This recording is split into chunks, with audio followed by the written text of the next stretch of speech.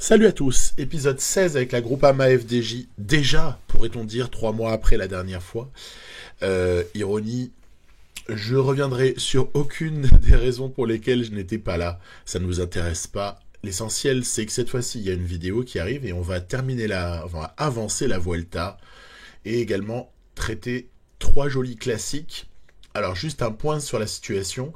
Sur la Vuelta, on a tout le monde qui était rapidement sous pic de forme et David Gaudu qui arrivait en pic de forme pour l'étape 14. On va voir si on tient le coup d'ici là.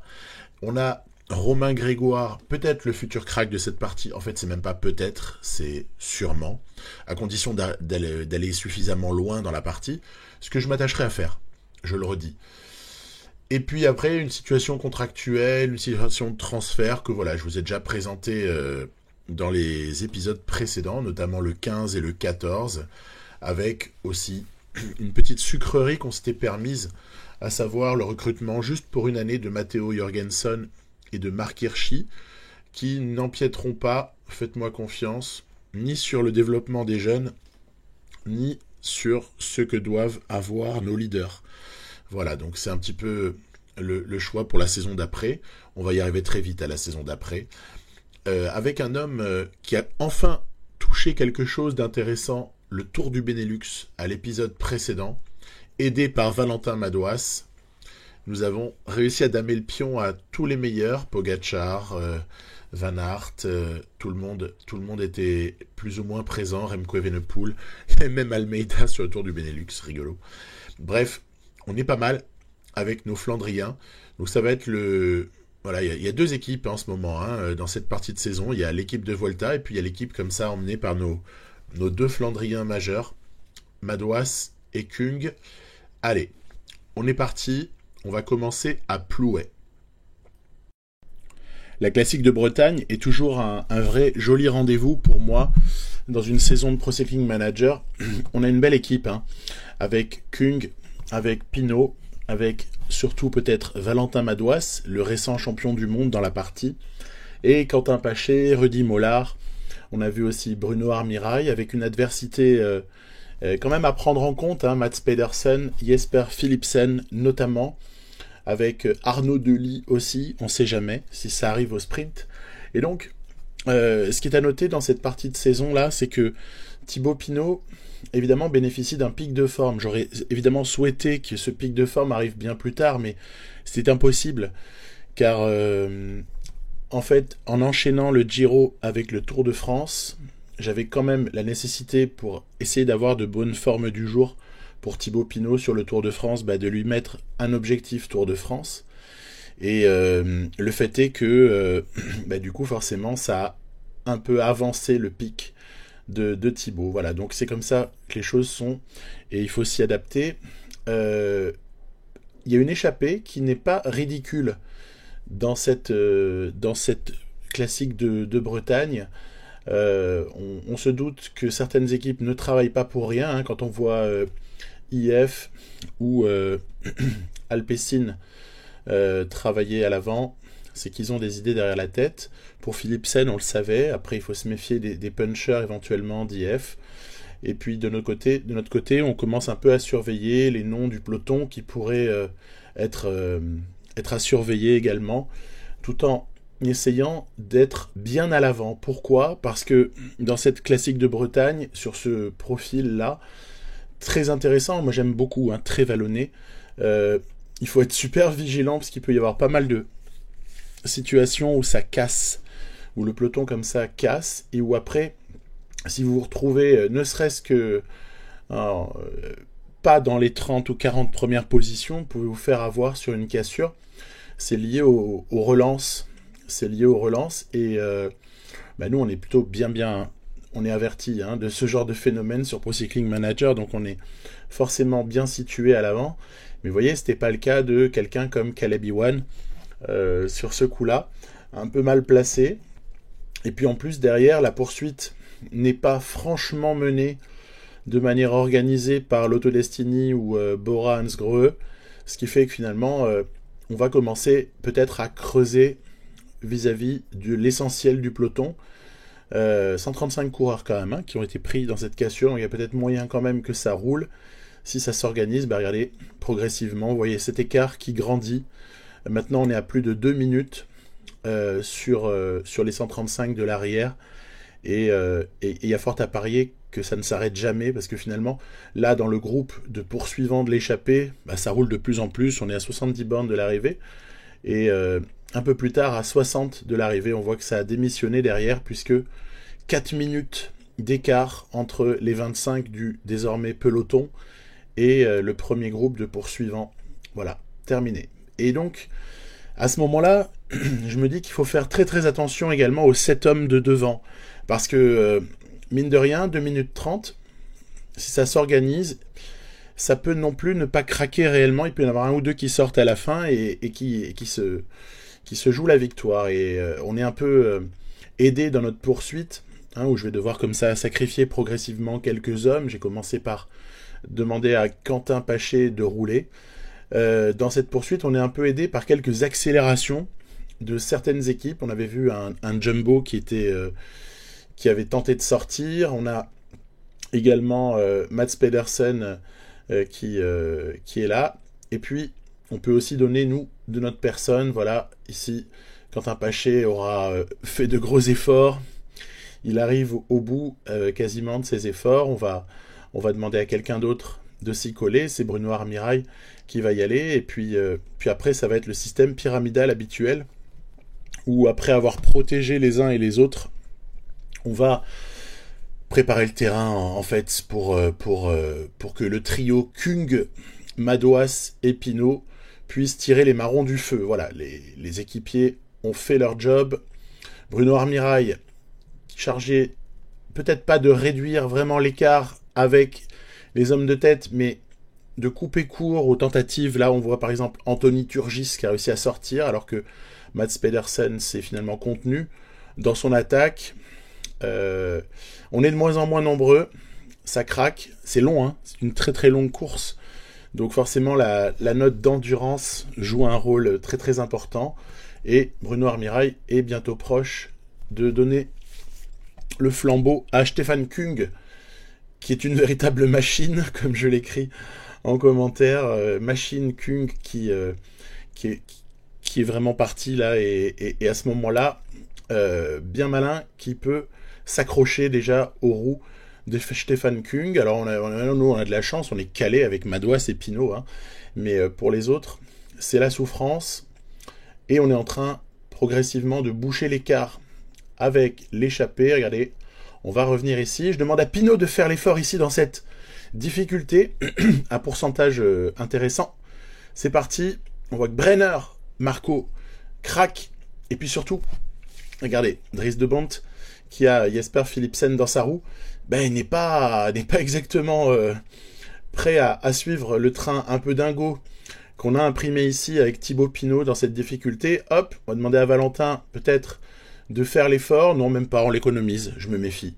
En fait, je me méfie énormément du retour de Philipsen ou de Mats Pedersen. Donc j'économise Valentin, je demande à Kung et Pinot de rouler, de collaborer avec un très très gros effort à 88 en relais.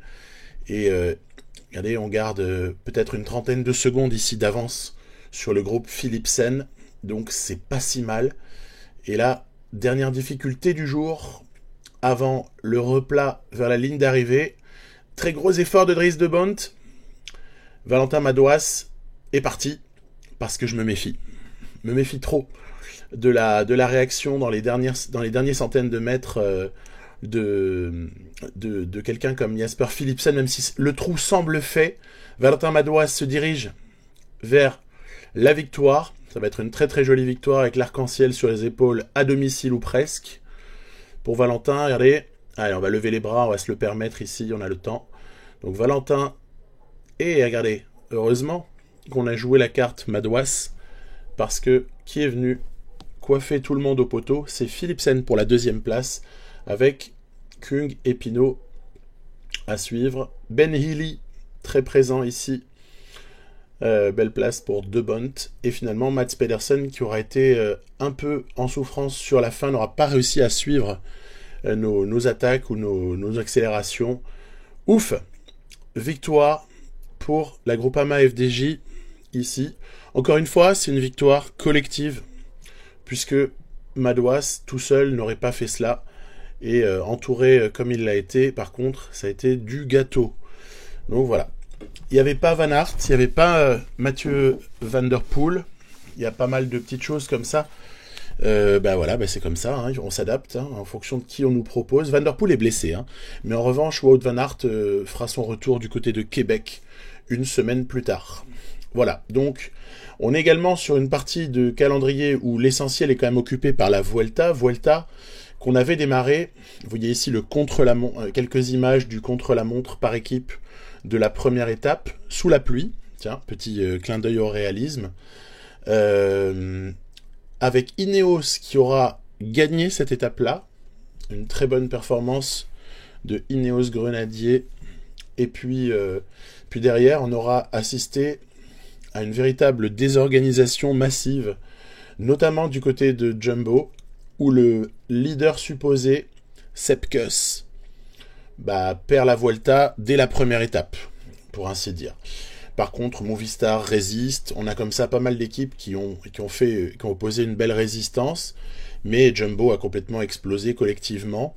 Nous, on se retrouve avec 1 minute de retard pour l'essentiel de nos coureurs après cette première étape. Donc, dommage pour le suspense quand même, cette désorganisation chez Jumbo. Et puis après, on avait eu une jolie victoire pour Romain Grégoire. Romain Grégoire, en cette première année, il est encore au stade où il est plutôt puncher. Et je pense qu'il va devenir plus complet par la suite. Lennart Kämna avait gagné l'étape 3. On avait réussi à résister tant bien que mal avec David Gaudu. Et puis ensuite, on avait eu la joie d'emmener à la victoire Paul Penhoet pour son premier grand tour, lui aussi. C'est comme Lenny Martinez, c'est comme Romain Grégoire. On a fait ici une belle petite opération avec victoire pour deux de nos 3 petits jeunes dès le départ. Et puis vous voyez, Sivakov est leader actuellement au moment où démarre cet épisode, après 4 étapes, David Gaudu en embuscade. Et puis on se demande un petit peu quelle peut être la hiérarchie sur cette Vuelta, parce que c'est absolument pas décanté. On se doute bien qu'il va falloir compter sur Sivakov et sur Enric Mas, mais on sait pas tellement qui vont être à part Gaudu, les 4e, 5e, 6e hommes dans cette Vuelta. Voilà. Étape 5, c'est parti. David Gaudu est le leader, on l'a dit déjà. Il est entouré par une équipe relativement jeune, avec Aski, avec Stewart. On a comme ça une équipe plutôt jeune que j'ai choisi de préparer par contre à outrance pour cette Vuelta. Ça veut dire que depuis le mois de juillet, on a 7 coureurs sur 8, c'est-à-dire tout le monde sauf Gaudu, qui ont fait tous les stages possibles, des stages préparatoires à cette Vuelta. Donc on est blindé au niveau des formes du jour, ça c'est une évidence, parce qu'on a reconnu toutes les étapes difficiles. Et puis surtout on a démarré cette Vuelta sous pic de forme avec quasiment tous les équipiers. Je vous montrais une petite image en début de vidéo, où finalement le seul qui aura son pic assez tardivement, c'est-à-dire au matin de l'étape 14, c'est David Gaudu. Ça fait que, en fait, d'ici à l'étape 14, tout ce que je compte faire, c'est tenir le coup et rester placé en espérant ensuite profiter des 7 ou 8 dernières étapes pour peut-être faire la différence, ou alors, dans un cas favorable, peut-être conserver le maillot, creuser un peu sur certains poursuivants. Bref, tout ça, on ne sait pas vraiment où on va en fait. Quand on est encore seulement à l'étape 5, on ne sait pas du tout où on va réellement dans cette Vuelta, entre ce qu'on espère et ce qui peut se produire. Donc, finale de l'étape 5. Je pense quand même, regardez, Olivier Le Gac avec Eski, on va intercaler Stewart, voilà, pour ensuite servir de poisson pilote à Paul Penhoet, pour essayer peut-être de rafler une étape encore avec notre petit sprinter maison. Je prends quelques roues, vous voyez, avec Gaudu, avec Romain Grégoire. Il y a plusieurs coureurs qui sont comme ça à surveiller. Allez, c'est parti, on lance peut-être d'un petit peu loin. Regardez, j'ai lancé à 2,8 au niveau de Louis Saski. Ce qui fait qu'après, Jake Stewart, bah, il lui reste de quoi emmener, mais les roues ont été un peu perdues. Enfin bref, c'était un peu confus, hein, pour tout dire. Cette arrivée, on se retrouve avec Penouette incapable d'apporter encore cette accélération qu'on aurait aimé avoir. Et Pidcock qui glane des secondes, tiens, le petit malin.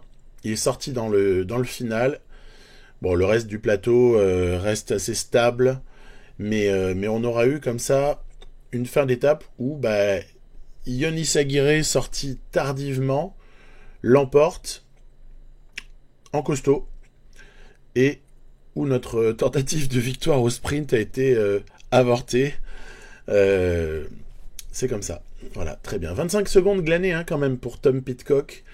Ne serait-ce pas finalement un candidat au top 5, ce Tom Pidcock-là, dans cette Vuelta avec un plateau pas dément, hein, on va pas se mentir.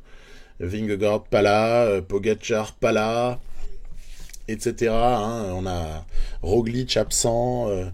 Il y a quand même beaucoup de monde qu'on aurait pu attendre. On n'a pas de Vlasov, on n'a pas tous les entre guillemets second couteau pour le général d'un grand tour. Voilà, ils sont pas là non plus. Et sur l'étape 6, l'étape suivante, il y a déjà un rendez-vous qui peut faire peur, avec une très difficile ascension dans le final, mais un début d'étape qui est quand même relativement cool. Hein, donc c'est un peu vallonné, mais c'est pas non plus horrible. Ineos assume pleinement le maillot rouge et se met en chasse de l'échappée, mais pas non plus de quoi se faire du mal. Hein. Vous avez vu, ils ont laissé une marge assez grande, il y a plus de 12 minutes laissées à l'échappée à ce stade-là de la course. Il reste un peu plus de 90 km, donc une étape relativement courte. On n'est pas inquiet pour l'échappée en ce qui concerne la victoire d'étape. Hein. On a bien compris que ça se jouera devant, surtout qu'Omar Fraile temporise. Hein, voilà, il n'y a pas de problème. Le peloton n'a pas décidé de se tirer la bourre aujourd'hui. Les leaders ne s'agresseront a priori pas beaucoup, à part peut-être dans le final, mais pas grand-chose. Donc course à 2 étages. Hein, on a un peu l'habitude sur le Giro, peut-être encore plus sur la Vuelta, d'une course comme ça qui se joue à 2 niveaux. Des échappées pour la victoire d'étape, puis ensuite il y a une mini explication dans le peloton, on va voir si c'est le cas, mais a priori c'est ce qu'on sent venir ici. Donc bah, moi je cherche juste à me positionner dans ces cas-là. Je veux rester placé, j'essaie de conserver une protection le plus longtemps possible. Après, j'hésite pas, quand les équipiers qui protègent se relèvent, bah, à vraiment les relever pour de bon. Et ne surtout pas les épuiser non plus, parce que le Tour d'Espagne va être long. Et il ne s'agit pas non plus de se retrouver avec une équipe épuisée. Puis vous voyez, au final, une fois qu'on a relevé les équipiers, il ne reste plus grand-chose à David Gaudu qui doit ici, allez, hop, sortir, mais que dans les dernières centaines de mètres. Hein. Ah, Enric Mas, petit malin, qui sort. Kemna également, a l'air fort. Ah, Soler. Marc Soler est là. Michael Woods semble aussi à son aise. Voilà, on a des petits noms là comme ça qui peuvent soit nous confirmer ce qu'on imaginait, soit se révéler à nous. Je parle pour Woods par exemple, ou Kemna qui semble solide sur cette Vuelta. Et donc victoire de Jetsebol qu'on voit ici à l'image. Jetsebol s'est imposé, il a réussi à s'extraire de cette échappée dans le final et s'imposer. Donc victoire pour Burgos. Et pas grand chose de récupéré. Regardez, 11 secondes récupérées par Mas vis-à-vis de David Gaudu. C'est correct. Ce qui fait quand même que Enric Mas est le nouveau leader de cette Vuelta. Donc, moi, je suis assez content parce que je considère ne pas avoir vraiment l'équipe pour assumer pleinement la course. Et dans l'idéal, il serait bon de prendre ce maillot rouge un peu tard pour avoir encore des forces pour le conserver. Donc dans cette optique-là, l'étape suivante, je vais essayer d'en faire le moins possible.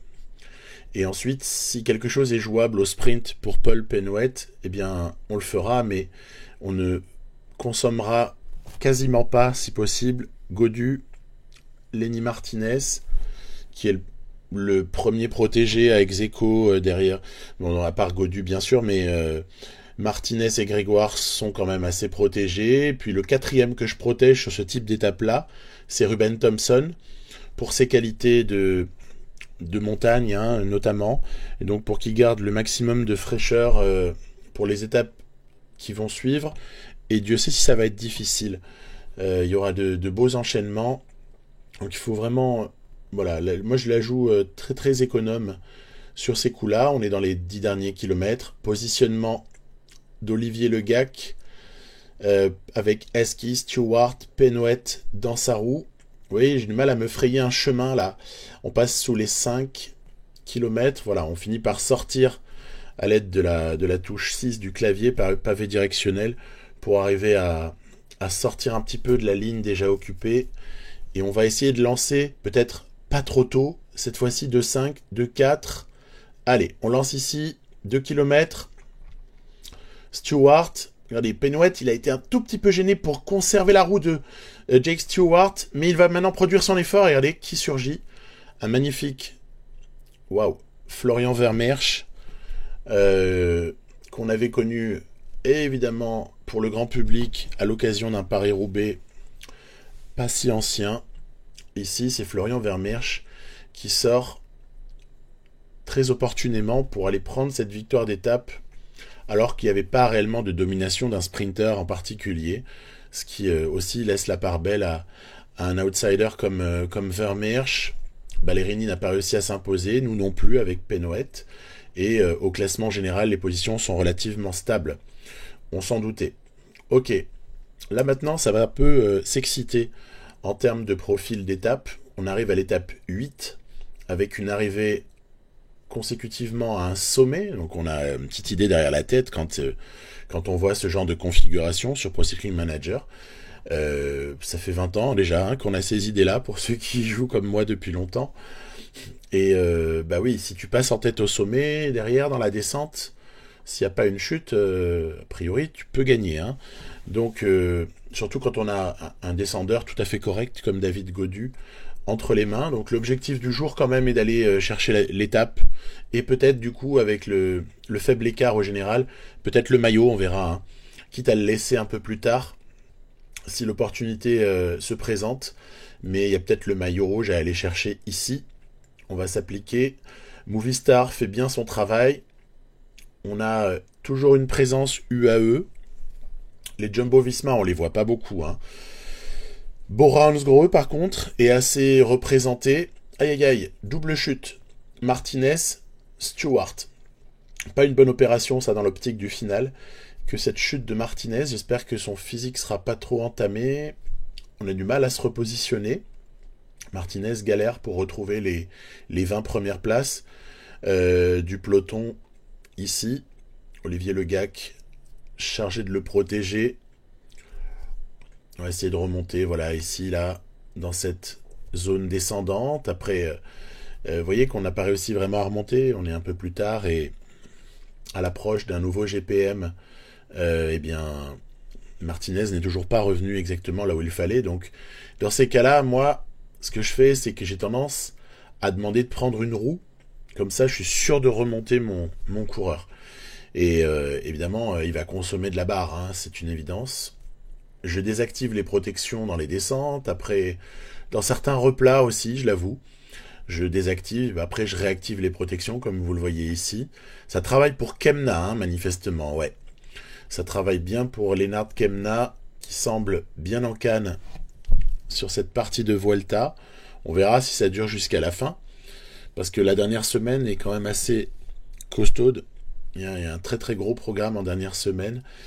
Movistar, visiblement, n'a plus les équipiers pour rouler, c'est à noter. Le travail est fait par d'autres équipes. On aperçoit aussi Buitrago parfois et ses équipiers, plutôt bien positionné. Donc, faut regarder d'où ça peut venir. Là encore, situation pas du tout décantée sur cette Vuelta. Après cet enchaînement de difficultés pas horribles, mais quand même qui use pas mal de coureurs, il n'y a plus moins d'une soixantaine d'hommes dans ce groupe qu'on pourra dire peloton. Et j'ai compris aujourd'hui que Martinez n'était pas dans un bon jour. Donc, ben écoutez, on va le sacrifier. Voilà. Il a l'air d'avoir moins de capacité à aider Gaudu ce jour-là que ne peut en avoir même Thompson. Donc à partir de là, c'est lui qui est le premier à se donner à fond. Ensuite, Thompson va devoir juste se frayer un passage avec Grégoire dans sa roue et David Gaudu qui piaffe d'impatience de pouvoir sortir. Voilà, on va reprendre tout doucement cette échappée. Les mecs sont épuisés. Alors c'est là qu'il y a des très grosses opérations à faire. Sur ce genre de situation, vous reprenez les échappées avec une descente juste derrière le sommet. Il y a moyen, comme je le fais ici, d'être peu suivi. Ici, c'est George Bennett et Lennart Kemna qui suivent David Gaudu, mais globalement, regardez, Gaudu va réussir à passer en tête, et maintenant, il y a juste cette descente qu'il faut bien négocier. On espère ne pas chuter. Elle est courte, et David Gaudu va bien la négocier. Regardez, victoire d'étape avec George Bennett et Lennart Kemna sur le porte-bagages, Hamilton, Meder, et plus tard, Soler, Pidcock, Peyo, Bilbao, Buitrago, Grégoire et Mas n'a franchi que maintenant. Sivakov également. On l'a donc compris, David Gaudu va prendre le maillot rouge suite à cette étape 8. Très bien. Il n'y avait pas vraiment le choix, il fallait jouer le coup. On savait qu'il y avait du temps à glaner sur ce type de profil, donc je l'ai fait, même si du coup ça va nous exposer pour le maillot rouge. Vous allez le constater juste après, car on va se retrouver un peu avec l'obligation de rouler dès la prochaine étape et donc consommer un petit peu plus nos équipiers. Voilà, victoire avec très très peu d'avance sur George Bennett et Lennart Kemna. En revanche, 41 secondes plus la bonif de 10, 51 secondes glanées sur Enric Mas. C'est une très très bonne opération en fait ici, dans l'optique du général final. Lenny Martinez aura un peu reculé au classement, mais ce n'est pas un drame. Et on enchaîne avec une étape 9, où là encore il y a une difficulté dans le final, mais pas de descente derrière. On a juste à devoir négocier cette dernière ascension du jour. Donc voilà, cette Vuelta, moi je la trouve intéressante à jouer, avec cette équipe jeune, finalement quasiment 100% différente de celle qu'on aura pu voir auparavant sur les grands tours dans cette première année. Ok, d'accord, j'avais emmené Aski, je crois, sur le Giro, et on se retrouve avec Gaudu, bien sûr, mais sinon on avait comme ça plein d'hommes qui n'avaient pas encore couru le moindre grand tour dans la saison, et je trouve ça plutôt intéressant de concerner un maximum de monde sur les grands tours au cours d'une saison. J'essaierai dans ma planif de l'année suivante de faire aussi ça, c'est-à-dire de proposer à un maximum de coureurs possibles de participer à un grand tour. En plus, on sait que sur leur morale, ça a un petit impact. Donc on va essayer de planifier les choses proprement. Vous voyez ici, je suis obligé d'assumer un petit peu la poursuite de l'échappée, mais j'essaye de le faire très doucement. C'est-à-dire que l'effort demandé à Olivier Legac derrière l'échappée emmenée par Yetzebol, nous ne roulons pas très fort. Hein. On roule faiblement, vous voyez, 66. Tout ce que j'attends en fait, c'est qu'il y ait d'autres équipes qui viennent aussi prendre des relais. Et à la limite, si on ne gagne pas cette étape, il n'y a rien de grave. On va juste essayer de gérer, maintenir un effort faible ou moyen. Voilà, vous voyez, il y a d'autres équipes qui viennent aider parce qu'elles voient que l'écart a commencé à passer au-dessus des 3 minutes. Donc tout l'enjeu pour moi, il est là, c'est de trouver ce petit compromis entre assumer le leadership, mais pas trop non plus, pour donner la possibilité à d'autres, ici Ineos par exemple. Je crois qu'on voyait un coureur Israël en deuxième position. Là, c'est UAE, par exemple, qui fait travailler. Peut-être que Solaire a des idées derrière la tête, sait-on jamais. En tout cas, voilà, hein, il y a vraiment des équipes pour aider. Et puis alors, par contre, dès que je vois que ça temporise éventuellement, là, hop, je remets un mec à rouler. Et normalement, on s'en sort. Attention, toutefois, à cette arrivée, il y a moyen de perdre gros là-dessus. Pitcock, qui sort déjà à un peu plus de 6 km de l'arrivée. Donc là, ben, on va essayer de répondre juste par de l'effort curseur. D'abord par les équipiers, et puis ensuite, on verra si Godu doit y aller. On voit qu'il y a un bon Romain Grégoire éventuellement pour aider. Pitcock qui ressort décidément. Forme exceptionnelle pour Tom Pitcock, qui remet une cartouche et qui a comme ça un peu d'avance déjà. Hein. Vous voyez, je demande un effort à Romain Grégoire qui semble très très en jambes ce jour-là. Peut-être que Grégoire pourrait d'ailleurs coiffer Pitcock au poteau, qui sait, regardez. Retour de Romain Grégoire ici dans le final. Ah zut, il a coincé. Il a coincé. Et qui va s'imposer? Pitcock qui lève déjà les bras ou bien Santiago Buitrago? Vous allez voir, ça se joue à pas grand-chose. Hein. Il y aurait eu 20 mètres de plus, c'était Buitrago, mais là, Pitcock s'impose. Il était décidément hyper solide sur ce coup-là. Avec Godu, mine de rien, on termine un peu à l'agonie. Hein. C'était pas un final à notre avantage. Hein. Et on s'en sort, à mon avis, avec pas trop de dommages, mais quand même, on a eu du mal. Hein. David Godu seulement 9ème hein, sur cette arrivée-là, alors qu'il y avait explication. Allez, c'est dommage parce qu'au moment où Romain Grégoire allait peut-être passer Pitcock, il a coincé. Il a coincé, c'est dommage. Voilà, donc il y avait en tout cas, moi je trouve ça plein de promesses et ça me donne envie d'avancer. Alors je vais sûrement, dans ma saison qui vient là, je vais avancer beaucoup plus vite pour essayer de me projeter assez rapidement sur une 3e année de carrière. Et on verra un peu l'évolution des notes des uns et des autres, et notamment de Romain Grégoire, pour voir si éventuellement il ne faudrait pas aller même pousser jusqu'à la 4e année pour peut-être aller chercher quelque chose de très très grand avec ce Romain Grégoire qui est vraiment très très prometteur. Là on est sur une étape charnière, l'étape 10, parce qu'elle risque de modifier les positions du général. Il s'agit d'un contre-la-montre, vous l'avez vu. Contre-la-montre individuel relativement plat de 25 km, où l'on commence déjà à l'aide de Stuart Askey Penouet ainsi que Olivier Legac à essayer de situer quel sera et quel devra être l'effort moyen de David Godu sur ce contre-la-montre.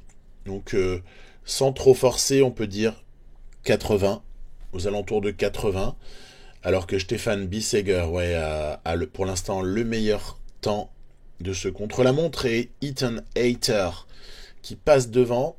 Peut-être victoire, hein, encore une fois pour Ineos, sur contre-la-montre, cette fois-ci individuelle. Alors après, pour Lenny Martinez, dont la marge de progression ne s'annonce pas immense, hein, je l'ai déjà évoqué dans cette carrière, mais pour Lenny Martinez, c'est juste faire un contre-la-montre convenable. Pour Romain Grégoire, là par contre, avec les bonus du jour, il y a peut-être quelque chose d'un peu plus correct à aller chercher en termes de temps, et peut-être se repositionner dans le top 10, qui sait, puisqu'il était 9ème avant cette étape-là. Et il y a comme ça des hommes qu'on observe, George Bennett, Santi Buitrago, Marc Soler, évidemment Henrik Mas, Lennart Kemna, voilà, qui seront les rivaux probablement de David Godu ici. Et on a plutôt été heureux sur le tirage. Forme du jour, +3. Cool pour Godu, qui va pouvoir ainsi faire un très bon contre-la-montre, on l'espère, au moment où Lenny Martinez en termine, dans un temps très correct, compte tenu de ses limites du moment. Pour Romain Grégoire, le premier intermédiaire était pas mauvais. Que dira le deuxième? On va voir vent dans le dos ici. Ok, 19e, plutôt une bonne performance de Romain Grégoire. Et là, on va peut-être plus se concentrer sur la tête du classement avec premier intermédiaire pour David Gaudu. Il est à 1 minute du meilleur temps. C'est pas mal. Hein. C'est pas mal sur ce contre-la-montre. Pidcock est à regarder. Henrik Mas, par exemple, a perdu près de 45 secondes sur Gaudu sur le premier intermédiaire. Donc c'est pas mal, hein. C'est un bon temps pour David Gaudu. George Bennett, qui avait commencé fort, a visiblement marqué le pas dans le deuxième tiers. Henrik Mas, on va avoir tout de suite une tendance ici. Ouais, moins bien. 40 secondes moins bien que George Bennett, ce qui est quand même assez important. Tom Pidcock, qui était à peu près dans le temps de Gaudu, va passer à 2,27. Oh là là, il a vraiment ralenti entre le premier inter et le deuxième intermédiaire. Kemna, qui avait plutôt mal démarré, se retrouve finalement à ne pas avoir tant perdu que cela au cours du deuxième tiers. Et Gaudu, regardez-moi ce bon temps là, 1,40 seulement, 29e, pas mal. Je suis assez satisfait parce que Gaudu est en train de faire un bon contre-la-montre vis-à-vis de ses rivaux. Et regardez, Mas en termine 2,30 sur Ethan Hayter, qui décidément aura sûrement gagné hein, ce contre-la-montre. On se doute. Cressway quand même deuxième place aussi très jolie. Marc Soler troisième, très beau contre-la-montre de Soler, alors que Pidcock en termine 3,18. Oh là là, ça a explosé sur la fin. Kemna, pas trop mauvais, 2,37, c'est déjà mieux que Pidcock et mieux que Mas. Et Gaudu, regardez, 2 minutes. Ça veut dire que Gaudu finalement termine dans les meilleurs parmi les favoris à la victoire finale. C'est un très bon contre-la-montre, en dépit évidemment de la minute 30 qui va être concédée sur Marc Soler. Peu importe, la Vuelta est encore longue, mais au général, regardez, Soler prend le maillot rouge, Gaudu pour 6 secondes, deuxième, et derrière il y a 1 minute sur tous les prétendants. Donc ce contre-la-montre était vraiment une super affaire pour nous. On est bien positionné et on a repris du temps à beaucoup de rivaux. Motivation haute, tu m'étonnes, merci le jeu. Enfin de me mettre une motivation haute à David Gaudu en train d'essayer de gagner sa Vuelta. Il était temps. Et arrivé au sommet pour l'étape 11 là à laquelle on arrive. Donc voilà, ces étapes, je les appréhende toujours un peu parce que, vous voyez ici par exemple, on a hérité d'une forme du jour plus 1. Mine de rien, c'est très important. Hein. Entre plus 1 plus 2, vous avez un vrai différentiel. Et entre plus 1 et plus 3, on n'est pas loin du jour et de la nuit. Hein, de différence de forme du jour sur en termes d'impact sur la course à jouer. Donc plus 1, ça incite vraiment à la vigilance. On va de nouveau protéger beaucoup. Je suis très heureux que UAE prenne la course à son compte, en effet. Parce que j'aurais pas aimé devoir le faire. J'ai vraiment besoin de Penouet, de Stewart, Eski et Le Gac pour protéger les 4 susceptibles de jouer un rôle dans le final. Donc, gros soulagement finalement que cette perte du maillot rouge à l'étape précédente. C'est plutôt bien, ça se goupille bien tout ça. Et là, on va essayer de se positionner à l'amorce de la difficulté finale. Alors les pourcentages sont pas inouïs, c'est que vers la toute fin, dans les 4 derniers kilomètres à peu près, qu'on va avoir du gros pourcent à affronter, mais sinon on est plutôt serein. On va essayer de pousser un peu en effort curseur, et puis voilà, je fais lâcher quelques équipiers là, vous voyez, Stewart, il n'y a aucune raison de le fatiguer, on en aura besoin le lendemain et le surlendemain, etc. On va bientôt demander aux uns et aux autres d'ailleurs aussi de se relever, Eski, etc. vont se relever. On n'est pas si bien positionné que cela, regardez ici, au moment de passer à 3 km de l'arrivée, mais Lenny Martinez, je vous ai pas encore beaucoup montré une optimisation de ses qualités, en voici une. Martinez avec Grégoire dans la roue, Gaudu qui remonte j'allais dire, à grandes enjambées, en tout cas à grands coups de pédale, pour se positionner. Et Martinez, mine de rien, qui va vraiment, vraiment jouer un beau rôle ici, avec Grégoire qui peut-être peut placer une accélération. Godu n'est pas loin, vous inquiétez pas, mais Godu, plus 1, voilà, c'est toute la diff. Hein. Victoire de Maximilian Schachmann devant Lenny Martinez qui a failli ouvrir son compteur dans les grands tours. Et au final, Godu qui ne perd presque rien vis-à-vis des rivaux. Parfait. On s'en sort pas si mal. Godu à la fin s'en sort vraiment sur la barre jaune, hein, pour ce qui est de pas craquer. Et Solaire par contre, allez je cherche, mais il est où? Où est Solaire? Solaire va arriver avec près de 2 minutes 30 de retard. Solaire a explosé sur cette difficulté-là. Donc il va rendre immédiatement le maillot rouge qu'il avait pris la veille. Et ce maillot va aller sur les épaules de David Godu. Bon, très belle victoire pour le puncher. Puncher capable de grimper que peut être Maximilian Schachmann. Pas forcément une grosse surprise de voir gagner Schachmann ici, sur une arrivée assez massive, puisque pour un puncher c'était assez accessible. Voilà, Godu 1, Kemna 2, Sivakov, Mas 3 et 4. Romain Grégoire a une flatteuse 5e place pour le moment. Attention, hein, faut durer aussi. Hein. Et ouf, on va avoir l'occasion de souffler pendant l'étape 12, qui s'annonce beaucoup moins mouvementée, où normalement on devrait arriver à gérer nos efforts pour, qui sait, peut-être proposer à Penouet une bonne situation de sprint. Mais pour ça, il faudra essayer de s'organiser mieux que ce que j'ai fait un peu par le passé. Je crois que c'était l'étape 7. Il va falloir peut-être essayer d'être un peu plus malin. Tout en sachant qu'ici, il y a quelque chose qui ne m'arrange pas du tout, c'est de devoir assumer la poursuite de l'échappée.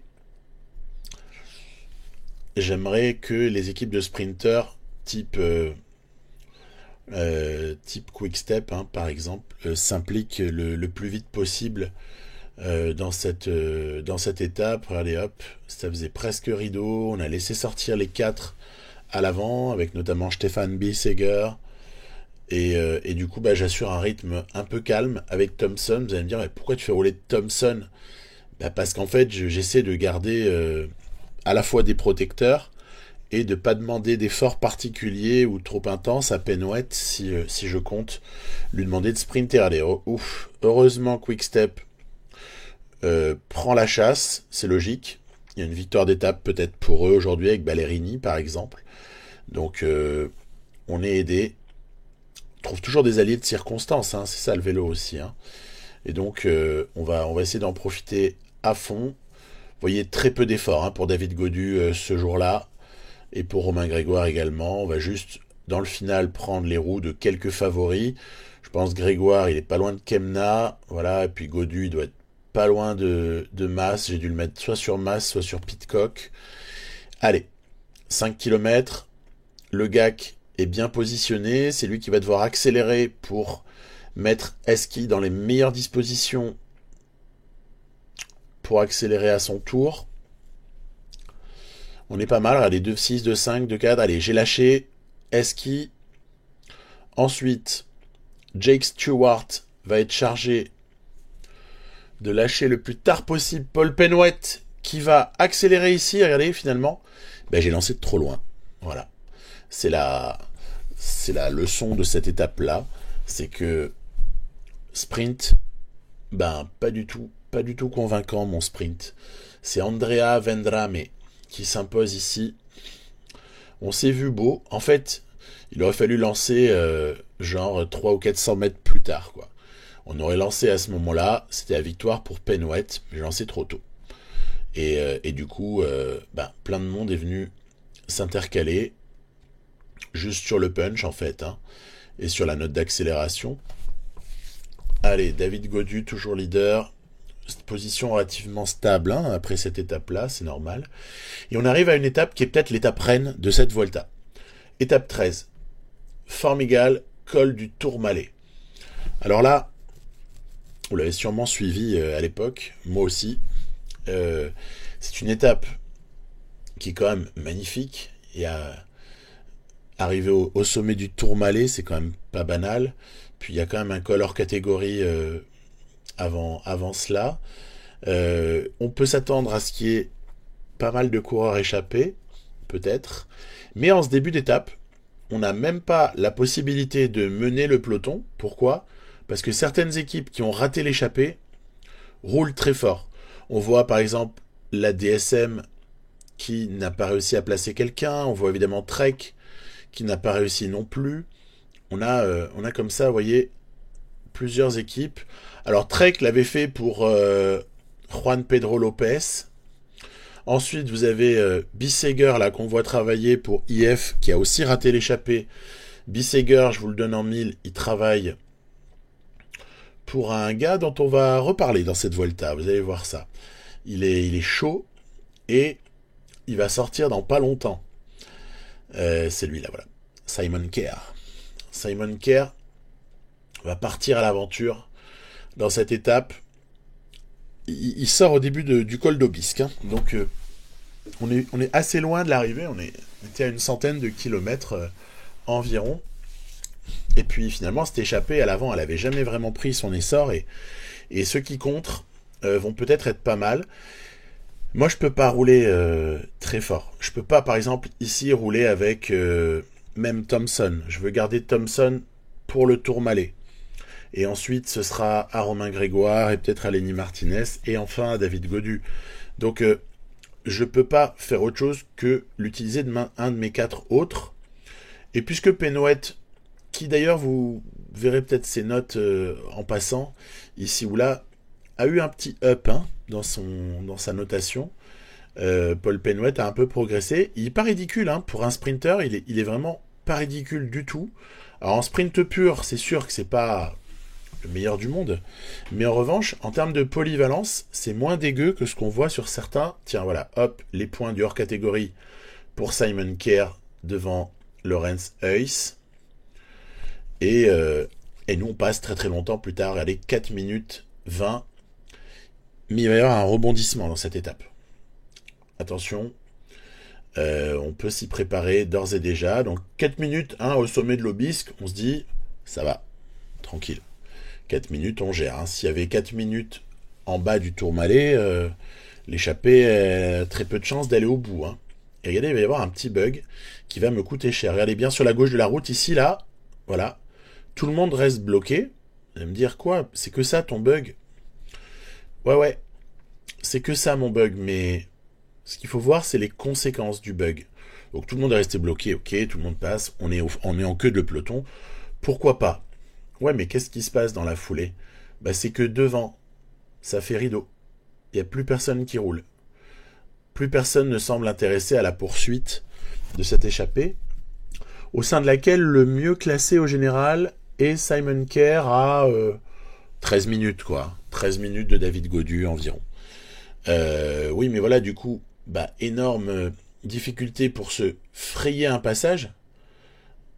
Pour re-accéder à l'avant, merci quand même Jumbo d'avoir assuré un mini intérim en tête de peloton, mais ça n'était pas non plus terrible, puisque Paul Penouet arrive à revenir et va plus vite apparemment que ceux qui imprimaient un faux train du côté de chez Jumbo. Donc voilà, on a mis longtemps à remonter. On a eu finalement un peloton apathique au moment où nous n'étions plus devant, suite à ce blocage bizarroïde. Et donc, on se retrouve maintenant, c'est plus 4 minutes 30 sur l'échappée, c'est presque 14 minutes. Donc voilà, tout de suite, les choses prennent de grandes proportions. Je crois même qu'à ce stade-là, Simon Kerr, il est maillot rouge virtuel. Après tout, pourquoi pas? Parce que, en fait, si Simon Kerr prenait le maillot, ça nous ferait pas de mal. On n'aurait pas besoin, IF prendrait la charge de la course, et ce serait pas forcément un mauvais calcul. Je peux pas le laisser délibérément, mais je peux pas dire non plus que ça me fasse de la peine si ça arrive. Bon, toutefois, quand même, on essaie de jouer le jeu. Vous voyez, ici, dans la vallée, avant Luce Saint-Sauveur, on décide de... Il y a un intermédiaire, en fait, pour le maillot vert, à cet endroit-là. On essaie quand même de boucher un peu l'écart. On revient à 12 minutes en faisant rouler un peu nos équipiers. Puis tiens, il y a les Movistar aussi. qui se réveille. Il était temps de se mêler un peu à la lutte. Peut-être que Mas a de bonnes jambes. Souvent, j'ai remarqué quand le jeu fait rouler une équipe, bah, pas à chaque fois évidemment, mais assez fréquemment, ça va être comme par hasard ensuite. Le leader va être à la hauteur. Regardez ici, il se passe quelque chose d'assez intéressant. Juan P. Lopez a l'initiative d'une accélération dans le groupe de 5 de devant. Simon Kerr semble, regardez, irrémédiablement lâché, mais pas tant que ça. En fait, Simon Kerr, il est en train de juste monter à son rythme. Puis vous allez voir comment il va les étaler juste après. Hein, donc là, mini spoil, mais assez marrant. Voilà, attaque de Kerr, vous le voyez en petit en bas à droite là. En fait, Kerr, il est en train de revenir. Et nous, on est en train de batailler parce que Buitrago doit avoir de bonnes jambes puisqu'il demande à Gino Meder, le regretté, de rouler très très fort. Et regardez qui est maintenant tout seul et s'envole vers la victoire d'étape. Simon Kerr. Finalement, les 4 autres, ils auraient beaucoup eu intérêt à garder la roue de Kerr et à calmer leurs efforts plutôt que chercher à partir à la poursuite de Simon Kerr. Lorenz Heuys tente probablement un retour plutôt désespéré. Vous voyez, les hommes forts sont là. Hein. On peut même mettre dans ce groupe-là Kruijswijk, dont on avait vu un bel aperçu sur le Giro. Hein. Souvenez-vous, il avait à un moment donné ultra dominé une étape. Ça avait été très joli de sa part. Le Giro de Thibaut Pinot était vraiment marrant, avec un très bon Kruijswijk, avec un excellent Enric Mas. Mais ici, on essaie de sauver l'essentiel. L'essentiel, c'est plus la victoire du tout, puisque Simon Kerr va s'imposer. Non, c'est essayer de se positionner avec David Gaudu pour ne pas trop souffrir dans les un peu plus que 2 km qui restent. Regardez, Martinez arrive à bout de souffle. Grégoire déjà, depuis longtemps, il s'est rangé. C'était trop dur le Tourmalet à ce stade-là, mais on reviendra, c'est promis. Et David Gaudu, je vais essayer de coller à une roue, mais que ça va être difficile. Ça va être extrêmement, extrêmement dur. David Gaudu est pas loin de la rupture ici. Sivakov, Mas, Pidcock sont pas mal. Woods, Kruijswijk en embuscade. Mais surtout, Gaudu n'a quasiment plus de barres jaunes. Et il lui reste encore un chouïa de barres rouges. Allez, je tente un petit sprint. Yes. Il restait juste de quoi envoyer une petite accélération. Donc j'ai essayé de le faire. Ça a plutôt pas si mal fonctionné. Pour ne concéder strictement rien vis-à-vis des rivaux du général. Kemna même a tendance à avoir perdu un peu de temps ici. George Bennett, Marc Soler également. Et voilà, Romain Grégoire que j'avais rangé sur le côté depuis un petit moment. Le Tourmalet, c'était encore un peu trop tôt pour jouer un rôle, ça viendra peut-être. Ou alors il a fallu être en échappé dans une config complètement différente. Mais très très belle victoire en tout cas de Simon Kerr sur cette étape 13. Ouais, moi j'hésitais pas à l'appeler étape reine. Après il y en a de belles dans la 3e semaine, mais voilà. Donc David Gaudu glane 3 petites secondes sur Sivakov par exemple, 10 secondes, 13 sur Mas. Et regardez, pour construire ici une très jolie avance d'1 minute ou plus sur les rivaux principaux. Donc voilà où on va en rester pour cette Vuelta pour le moment. Je ne tarderai pas à vous proposer la suite, ce ne sera pas dans 3 mois, c'est promis. Et d'ici là, donc bon voilà, quelle stratégie adopter? Moi il me semble que l'essentiel est déjà défini, c'était tenir jusqu'à maintenant, pour ensuite avoir un pic dès l'étape 14, et pouvoir essayer de résister aux velléités des uns et des autres. Il y a plusieurs étapes, notamment à 15 et à 16, sur lesquelles on devrait se neutraliser. En revanche, il y a l'Angliru à la 17, ça va faire très très mal. Attention à l'enchaînement de la 18, 19 pour se reposer, et attention également à l'étape 20, qui ressemblerait presque à des routes italiennes quand on le regarde comme ça, et la parade à Madrid, en espérant le faire avec le bon maillot sur les épaules. Voilà, je vous dis À très bientôt. Et c'est pas du vent. À très vite. Bye bye.